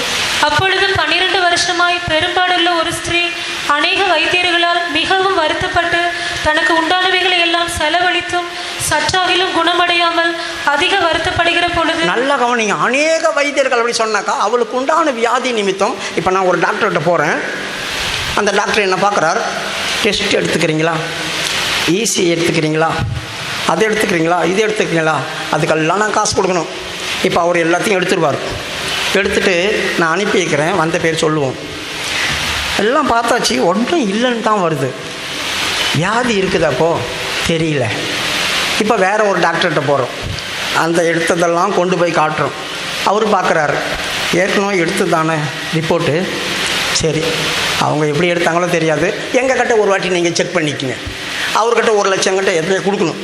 அவர் எடுப்பார், லைனாக எடுத்து பாம்பேக்கு போய்க்குது, டெல்லிக்கு போய்க்குது, 2 நாளில் வரேன், 3 நாளில் வரேன்னுவார். வந்த பேர் அப்படி ஒன்றும் உங்கள்கிட்ட இல்லைன்னு சொல்கிறாங்க. இல்லைங்க, உடம்பெல்லாம் ஒரு மாதிரி இழுத்துட்டே போதே, ஒன்றும் இல்லையே. சரி வேறு டாக்டர்கிட்ட போகிறேன். அவர் 2த்தையும் பார்த்துட்டு இது சரியில்லை, நான் ஒரு வாட்டி எச்சரை எடுத்துக்கிட்டோமா, அவர் நம்ம பாக்கெட்டில் இருக்கிறதெல்லாம் எடுக்கிறதுக்கு தான் அப்படி சொல்லுங்கிறார். எல்லாம் செலவடைஞ்சு போச்சு. டாக்டர்களால் அநேக அவளுடைய ஆஸ்தியை கொடுத்துட்டான், சற்றேனும் குணமடையலை. பிரியமானவர்களே, ஒரு டாக்டர்கிட்ட போகிறோம், ஓரளவுக்கு சுகமாக இருக்குதுங்க அப்படி சொன்னால் கூட பரவாயில்ல, சற்றேனும் சுகமடையாது எப்படி இருக்கும் பாவம். தன் ஆஸ்தி எவ்வளோ வச்சுருந்தாலோ எல்லாத்தையும் இழந்துட்டான். இப்போ இயேசுவை குறித்து கேள்விப்பட்டான். ஒரு ஸ்திரீ ஆம்பளைங்க முன்னால் வர முடியாது, அவள் நிலவரம் வித்தியாசம், ரொம்ப நாள் வியாதிப்பட்ட அவள் சரீரம் எப்படி இருந்ததோ தெரியாது. ஆனால் அந்த நெருக்கத்தில் ஆண்டவரை எல்லாம் இடிச்சிட்டு போகிறாங்க. அந்த நெருக்கத்தில் வஸ்திரத்தின் தொங்கலை நான் தொடுவேன். அதாங்க அவளுடைய விசுவாசம். ஆண்டவர் என்ன தொடவானா? ஆண்டவர்கிட்ட போய் ஆண்டவரே நான் வியாதியாக இருக்கிறேன் என்னை தொடுங்கன்னு நான் சொல்ல மாட்டேன். அவர் என்னை தொடவானா, அவர் பார்க்கவானா. அவளுக்கு இருந்த விசுவாசம் மகா பெரிது. அவருக்கு தெரியாமல் போய் அவர் வஸ்திரத்தின் தொங்கலை நான் தொடுறேன், என்னை குணமாயிடுவேன். அப்படி தான் அவன் வந்தான். படிமா அந்த வசனப்படி. இயேசுவை குறித்து கேள்விப்பட்டு நான் அவருடைய வஸ்திரங்களை ஆகிலும் தொட்டால் சொஸ்தமாவேன் என்று சொல்லி ஜனக்கூட்டத்துக்குள்ளே அவருக்கு பின்னாக வந்து அவருடைய வஸ்திரத்தை தொட்டால் உடனே அவளுடைய உதரத்தின் ஊரல் நின்று போயிற்று. அந்த வேதனை நீங்கி ஆரோக்கியம் அடைந்ததை அவள் தன் சரீரத்தில் உணர்ந்தாள். சரீரத்தில் வியாதி குணமாக்குறத உணர்ந்திருக்கா பாருங்க, எப்படி வியாதி குணமாக்குறது. இப்போ ஆண்டவர் சொல்கிறாரு, எப்பா என்னை யார்ப்பா தொட்டுது, என் உடம்புலேருந்து வல்லமை புறப்பட்டு போச்சு அப்படின்னு. பேதுரு சொல்கிறான், நாங்கள் ஆண்டவர் இப்படிலாம் பேசலாமா? அவன் உங்களை இடிச்சுக்கிட்டு நெருக்கிட்டு வந்துட்டுக்கிறான், என்னை யார் தொட்டதுன்னு கேட்குறீங்களே. எவ்வளோ பேர் தொடுறாங்க, ஆண்டவரை இடிக்கிறாங்க, எல்லாம் பண்ணுறாங்க. ஆனால் விசுவாசத்தோடு ஒரு ஆள் வருது, அவர் என்ன பார்க்க வேணாம், அவர் என்ன தொட வேணாம், நான் அவரை தொட போகிறேன். அதுதாங்க பெரிய விசுவாசம். அதனால் கர்த்தர்கிட்ட இருந்து சொல்லாமல் கொள்ளாமல் ஒரு வல்லமை வெளியே போயிடுச்சு.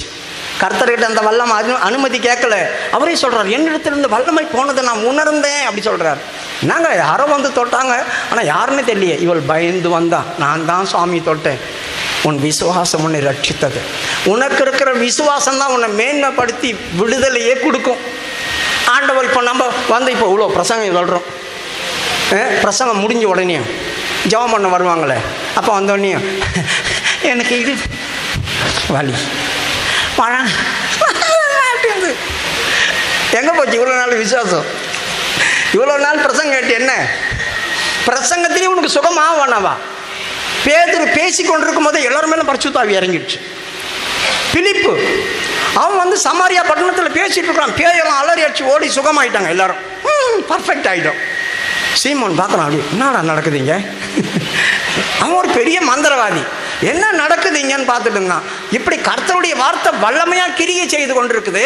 நம்ம எல்லாத்தையும் கேட்டு ஆமாம் நான் எங்கே சுகமாக போகிறேன் ஐயா ஜாமானுங்க ஐயான்னு முன்னால் வந்து நிற்பாங்க. அப்போ தான் பயங்கரமாக பிரசங்கம் பண்ணி குறையா சொல்லுவாங்க. கடவுளே, என்னைக்கு திருந்த போகிறீங்களோ? மூடனை கொண்டு உலக்கையால் நொய்யோடு நொய்யா நொறுக்கினாலும் விசுவாசம் வராது. அவங்களுக்கு நான் அந்த நாகமான் போகிற கூப்பிட்டு வாங்க, எண்ணெயை ஊற்றி தேய்க்கணும். அவன் அப்படி தானே சொல்கிறான். என்னங்க உங்கள் தீர்க்கதரிசிக்கிட்ட வந்தாக்கா எண்ணெய் பூசி சுகமாக்குவார்னு நினச்சோம். யோர்தானில் போய் குளி.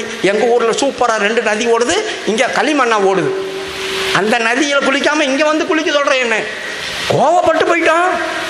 வேலைக்காரங்க சொல்கிறாங்க, ஐயா ஒரு பெரிய வேலை கொடுத்தா செய்ய மாட்டிங்களா? இறங்குங்கண்ணா இறங்கண்ணா சுகமாயிட்டான். யோசித்து பாருங்க, தேவனுடைய வார்த்தை சாதாரணமானதல்ல. அவருடைய வாயிலிருந்து புறப்படுற வார்த்தை. அந்த 100க்கு அதிபதி வந்தான் பார்த்தீங்களா? என் வேலைக்காரன் கொடியே வேதனைப்படுறான். ஆண்டவரே கொடியே வேதனைப்படுறான். ஆண்டவர் சொல்கிறேன், நானே வரேன், வாலண்டியராக சொல்கிறேன், நான் வரேன், நீங்கள் வராதீங்க, நான் 100 பேருக்கு அதிபதி, 100 பேர் என் கையின் கீழே இருக்கிறான். ஒருவனை போ என்றால் போகிறான், வா என்றால் வருகிறான். ஏன் இந்த வார்த்தையை அவன் சொன்னான் தெரியுமா? அவன் அதிகாரத்துக்கு உட்பட்டவன். அவனுக்கு கீழே இருக்கிற அத்தனை பேரும் இதை நான் செஞ்சு தான் ஆகணும். அதுதான். இப்போது சென்ட்ரல் பாஸ் இருக்கிறார், நான் ஒரு லோக்கலில் இருக்கிறேன். ஃபோன் பண்ணி, தம்பி உனக்கு அந்த லோக்கலில் மாறி போங்க, நாளைக்கே போகணும். அதே அந்த வேலையை பாருங்க வைங்க, அப்படி வச்சு எப்படி இருக்கும்? அவ்வளோதான், நம்மளை பெட்டி கட்டி வீட்டுக்கு அனுப்பிச்சிடுவாங்க. அதிகாரத்துக்கு உட்பட்டவங்க, அவங்க சொல்கிறத கீழ்ப்படிஞ்சு தான் ஆகணும். அதே சமயத்தில் ஆவிகளுக்கு கட்டளை கொடுக்கணுமே. அவன் எப்படி சொல்கிறான் பாருங்க, நான் அதிகாரத்துக்கு கீழ்ப்படிடுவேன். ஒருத்தன் வான வருவான், போவான். ஆனால் இந்த வியாதியை போக சொன்னால் என்ன போக மாட்டேன். அதுக்கு அதிகாரம் பெற்றவர் நீர் தான். அவன் எப்படி சொன்னான் பார்த்தீங்களா? அந்த வியாதிக்கு மேல் அதிகாரம் பெற்றவர் நீர் தான். இங்கேருந்து ஒரு வார்த்தை சொல்ல, ஆண்டவரே நீ வீட்டுக்கெல்லாம் வர தேவையில்லை. ஆண்டவர் இஸ்ரவேல் ஜனங்களை திரும்பி பார்த்தார். அட பாவிங்களாம், ஒரு புறஜாதி என்ன பின்னே வர்றதான இவங்களுக்கு கூட அந்த விசுவாசம் இல்லை. நான் உங்களுக்கு சொல்லுகிறேன், கிழக்கிலிருந்து மேற்கிலிருந்து அநேகர் வந்து ஆபிரகாமோட யாக்கோபோட ஈசாக்கோடும் பந்தியில் இருப்பார்கள். ராஜ்யத்து புத்திரரோ அப்படின்னா என்ன அர்த்தம்? விசுவாசம் இல்லாதவர்கள் நரகத்துக்கு போயிடுவாங்க, புறம்பான இருளுக்கு போயிடுவாங்க. பிரியமானவர்களே, நாம் ரட்சிக்கப்பட்டது பெருசல்ல, ஆண்டவர் சமூகத்தில் வந்தது பெருசல்ல. பலவீனங்களும் வியாதி வரும்போது பயந்துராதீங்க, தயவு செய்து. சுகம் கிடைக்கும். கர்த்தரால் கூடாத காரியம் ஒன்றுமில்லை. எப்படிப்பட்டதையும் மாற்ற ஆண்டவரால் முடியும், எப்படிப்பட்டதையும் செய்ய அவருக்கு முடியும். அவர் பக்கத்தில் போய் விசுவாசத்தோடு நின்னா அவருடைய வார்த்தை என்ன சுகமாக்கும். அங்கே வேலைக்காரன் சுகமானா, அந்த ஸ்திரீ சுகமானா, எவ்வளோ பேருக்கு ஆண்டவர் சுகத்தை தந்தார். அவர் யார் சொல்லுங்க? அவர் யாரு? வைத்தியர். அவர் இப்போ எப்படிப்பட்டவர்? அவர் யார்? அவர் எப்படிப்பட்டவர்? அப்போஸ்தலருடைய புஸ்தகம் 10வது அதிகாரம் 38வது வசனம் வாசிக்கும் போது அந்த இடத்துல சொல்லப்பட்டிருக்கிறது, நசனாகிய இயேசு கிறிஸ்துவை பிதாவாகிய தேவன் ஆவியினாலும் வல்லமையினாலும் நிரப்பியிருந்தாராம். அவர் பிசாசின் பிடியில் அகப்பட்ட யாவரையும் விடுதலையாக்கி நன்மை செய்கிறவர். அவர் என்ன செய்வார்? நன்மை செய்கிறவராய் சுற்றி நடந்தாராம். நசரேயனாகிய இயேசுவை தேவன் பரிசுத்த ஆவியினாலும் வல்லமையினாலும் அபிஷேகம் பண்ணினார். தேவன் அவருடனே கூட இருந்தபடியினாலே அவர் நன்மை செய்கிறவராயும் பிசாசின் வல்லமையில் அகப்பட்ட யாவரையும் குணமாக்குகிறவராயும் சுற்றி திரிந்தார். பிரியமானவர்களே, இயேசு கிறிஸ்துவை பிதாவாகிய தேவன் ஆவியில் மட்டும் நிரப்பல, அதோட முடியல. அவரை வல்லமையை கொடுத்து வச்சிருந்தார், வல்லமையினால நிரப்பி வச்சிருந்தார். இந்த வல்லமையும் அபிஷேகமும் சேர்ந்து இருந்தபடினால பிசாசின் பிடியில் அகப்பட்ட யாவரையும் அவர் விடுதலையாக ஆரம்பிச்சிட்டார். விடுதலை ஆக ஆக அந்த குடும்பத்துக்கு நன்மை உண்டாகும் இல்லையா? அந்த வீட்டுக்கு நன்மை உண்டாகும் இல்லையா? அந்த நபருக்கு நன்மை உண்டாகும் இல்லையா? எப்படிப்பட்டதான காரியத்தை மாற்ற வல்லமை உள்ளவர், நன்மை செய்கிறவராய் எல்லாருக்கும் முன்னால் சுற்றி நடந்தார். பிரியமானவர்களே, அப்படி அவர் சுற்றி நடந்துட்டு வரும்போது லூக்காவுடைய புஸ்தகத்தில் 13வது அதிகாரம் 11வது வசனத்தை வாசிக்கும் போது ஒரு தேவாலயத்துக்குள்ளே வந்தார்.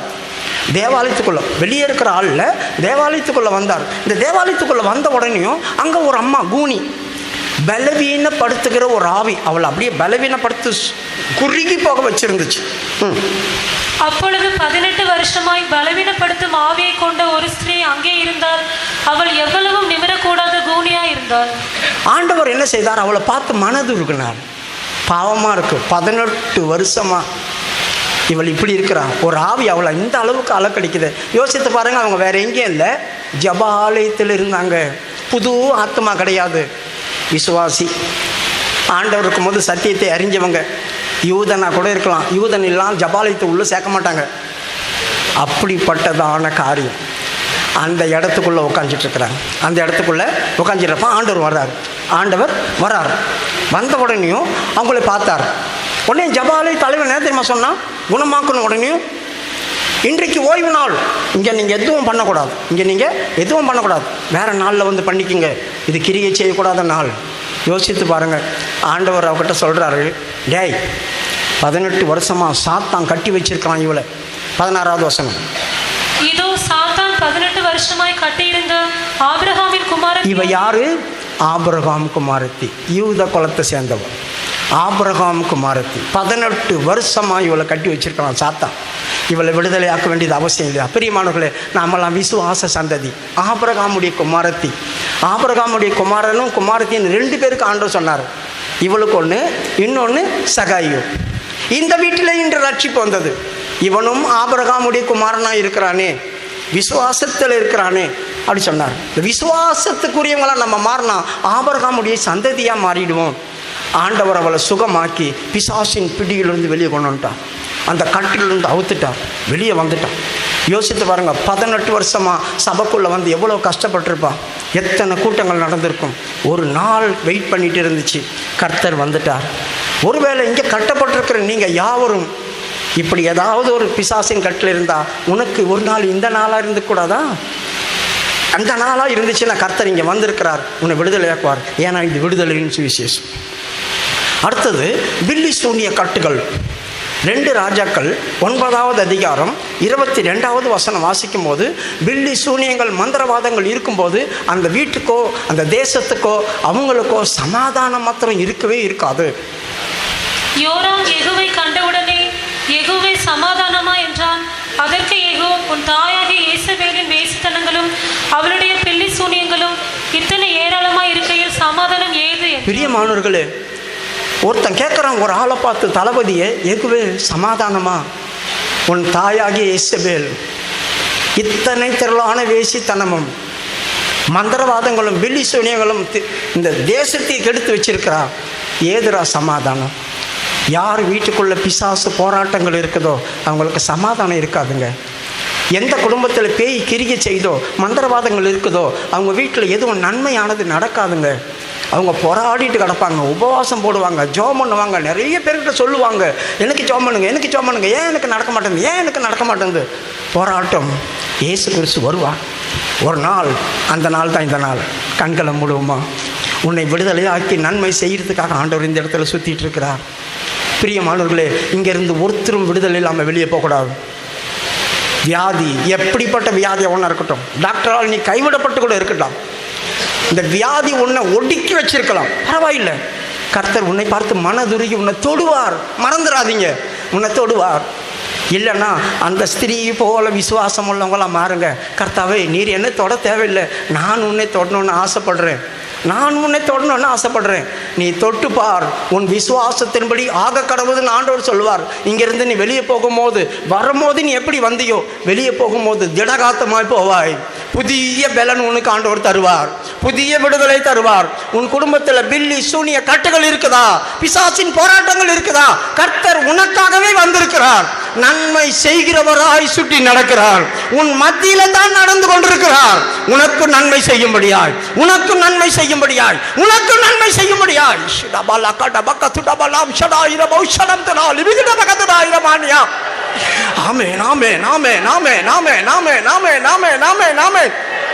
பிரியமானவர்களே, நீங்கள் அறியாதிருக்கிற ஒருவர் உங்கள் நடுவில் இருக்கிறார். இப்போது அவர் யார் என்பதை நீ அறிந்து கொண்டாய். இனி அவர் கிரியை வெளிப்பட போகுது. ஒரு 2 நிமிஷம் உன்னை ஒப்பு கொடுத்து பார். கர்த்தருடைய கரம் உங்கள் மேல் எல்லார் மேலும் விழப்படும்.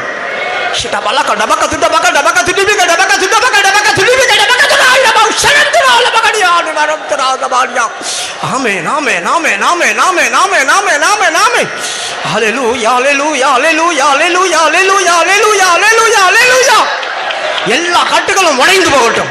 எல்லா கட்டுகளும் உடைந்து போகட்டும். எல்லா கட்டுகளும் உடைந்து போகட்டும். அறுத்தறியப்படட்டும். அக்கினி விழட்டும். அக்கினி விழட்டும். அக்கினி விழட்டும். இயேசுவின் நாமத்தினால விடுதலை விடுதலை விடுதலை விடுதலை விடுதலை. ஹalleluya ஹalleluya ஹalleluya ஹalleluya ஹalleluya ஹalleluya ஹalleluya ஹalleluya ஹalleluya ஹalleluya.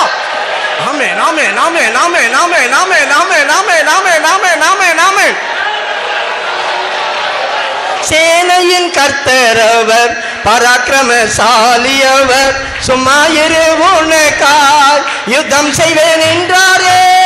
சேனையின் கர்த்தரவர், பராக்கிரமசாலியவர், சும்மா இரு உனக்காய் யுத்தம் செய்வேன் என்றாரே. எனக்காய் யுத்தம் செய்து ஜெயம் அதை வாங்கி தந்தால் வாழ்நாளெல்லாம் அவரை போற்றி பாடுவேன். உனக்கு இன்றைக்கு ஜெயம். உனக்கு இன்றைக்கு ஜெயம். தோல்வியோடு வந்தால் ஜெயம்.